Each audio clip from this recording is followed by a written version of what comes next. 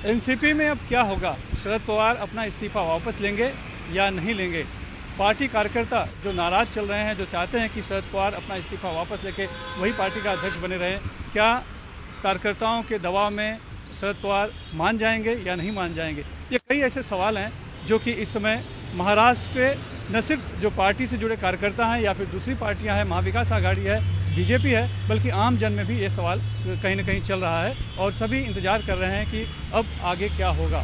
दरअसल कल जैसे ही वाई.बी. चौहान सेंटर में अपने पुस्तक के प्रकाशन के दौरान शरद पवार ने कहा कि अब वो पार्टी अध्यक्ष से इस्तीफा देना चाह रहे हैं, उसके बाद से ही पार्टी में एक तरह से सभी कार्यकर्ता हैरान हो गए, उन्हें एक तरह से धक्का लगा और उन्होंने वहीं पर धरने पर बैठ गए, नाराज हो गए। सभी ने अजीत पवार से लेके प्रफुल्ल पटेल से लेके सुप्रिया सुले और जितने भी जयंत पाटिल जो प्रदेश अध्यक्ष हैं, सभी ने एक स्वर से कहा कि उन्होंने इस्तीफा अपना वापस लेना चाहिए, लेकिन कहीं भी टस से मस होते नहीं शरद पवार दिखे और अपने फैसले पे अड़िग रहे, जबकि कार्यकर्ता बड़ी संख्या में थे और उनका दबाव था और धरने पे भी बैठ गए थे, कुछ कार्यकर्ता भूख हड़ताल पर भी बैठ गए थे।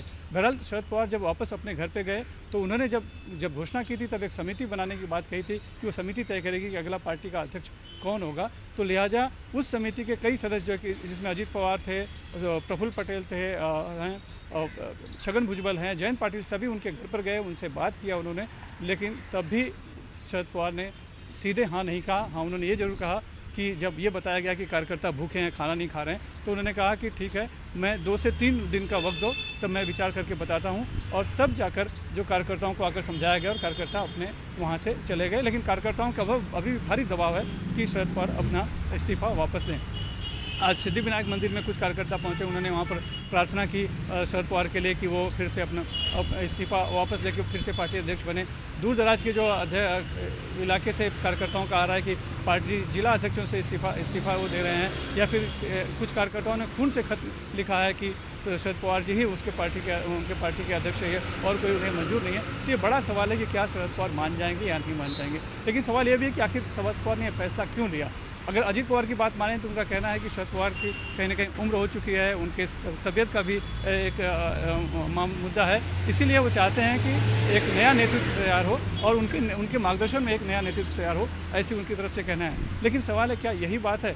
वैसे ये इशारा जो है पहले सुप्रिया सुले एक बार दे चुकी थी, उन्होंने ट्वीट किया था कुछ दिन पहले कि 15 दिनों में 2 बड़े धमाके होंगे। एक तो उन्होंने कहा था कि मुख्यमंत्री बदल सकते हैं और दूसरा जो है उन्होंने बताया नहीं था। तो क्या यही वो धमाका था जिसकी वो बात कर रही हैं? क्योंकि कल जब एक सवाल उठा था, सभी नेताओं ने कहा कि उन्हें पता नहीं था कि शरद पवार इस तरह का फैसला लेने वाले हैं। लेकिन अगर हम वहाँ पर देखें कार्यक्रम में तो शरद पवार के साथ उनकी पत्नी प्रतिभा पवार भी थी, उनके चेहरे पे भी एक तरह से कोई हैरानी का या आश्चर्यजनक जैसा धक्का नहीं लगा। अजीत पवार का भी चेहरा एक तरह से निर्विकार था, उनको भी ऐसा नहीं लग रहा था कि जैसे उनको पहली बार पता चला हो। और यही हाल सुप्रिया सुले का भी था। तो इसका मतलब परिवार में कहीं ना कहीं मंत्रणा हो चुकी है, बात हो चुकी है। कार्यकर्ताओं को या बड़े नेताओं को भले इस बात की जानकारी नहीं दी गई थी, यानी शरद पवार ने बहुत ही सोच समझकर कुछ फैसला लिया है। एक हफ्ते पहले चेंबूर की एक सभा में वो इसका इशारा भी कर चुके थे कि रोटी अगर बदली नहीं जाएगी तो जल जाएगी, तो रोटी बदलने का वक्त आ गया उन्होंने कहा था। तो शायद उसका आशय, उसका मंतव्य इसी बात से था कि वो खुद अपने को भी बदलना चाहते हैं, यानी पार्टी अध्यक्ष को भी बदलने के मूड में है। लिहाजा कहीं ना कहीं परिवार में तो इस बात की तय हो चुका है कि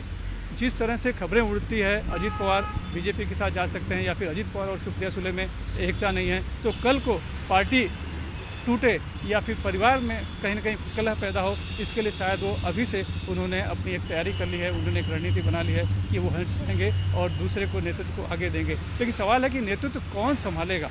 क्या अजीत पवार का नेतृत्व सभी को मंजूर होगा, सुप्रिया सुले को खुद मंजूर होगा, या फिर सुप्रिया सुले का नेतृत्व सभी पार्टी कार्यकर्ताओं को मंजूर होगा, या फिर से जिस तरह का दबाव है उस दबाव में वापस शरद पवार को फिर से क्यों नहीं अपना शायद इस्तीफा देना जो है दिया था उन्होंने, उसे वापस लेके फिर से वो पार्टी अध्यक्ष ही बने रहेंगे। तो ऐसे कई सवाल हैं जिस पर आज भी गहन चर्चा होनी है। जो उन्होंने जो समिति बनाई है वो नेता आज बैठेंगे, फिर से शरद पवार को मनाने की कोशिश की जाएगी। हालांकि उन्होंने 2 से 3 दिन का वक्त मांगा है, तो 2 से 3 दिन में तय होगा। तब तक ये सवाल बना रहेगा और इसी के साथ ये सवाल और भी बना रहेगा कि आखिर यही वक्त क्यों चुना शरद पवार ने अपने पार्टी के पद से इस्तीफा देने के लिए या फिर नया नेतृत्व के लिए।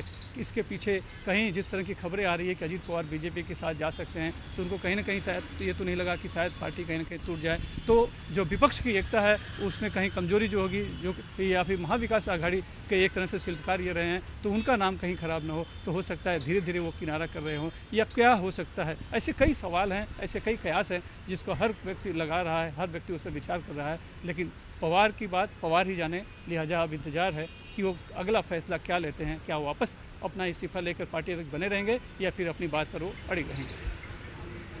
मुंबई से कैमरामैन राजेश पावर के साथ सुनील सिंह, NDTV इंडिया के लिए।